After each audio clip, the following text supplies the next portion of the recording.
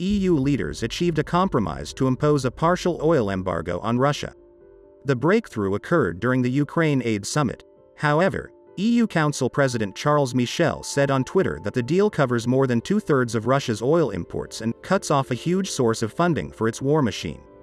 He said, "This is a great achievement. We need political leadership in these unusual times.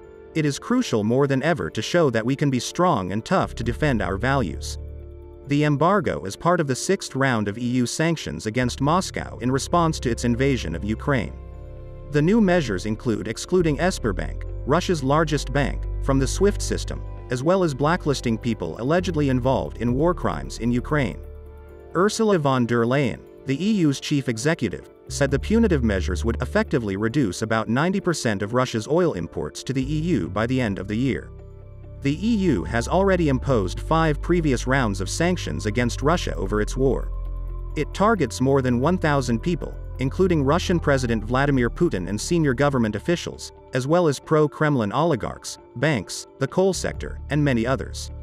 The initial oil ban was announced by European Commission President Ursula von der Leyen a month ago. It focuses on offshore and pipeline imports with a complete phase-out by the end of the year. The day before, several member states, including Hungary, Slovakia, the Czech Republic, and Bulgaria, raised objections asking for exemptions in the sixth sanctions package to have more time to mitigate and adapt their refineries. The EU sanctions require a unanimous vote of all 27 member states.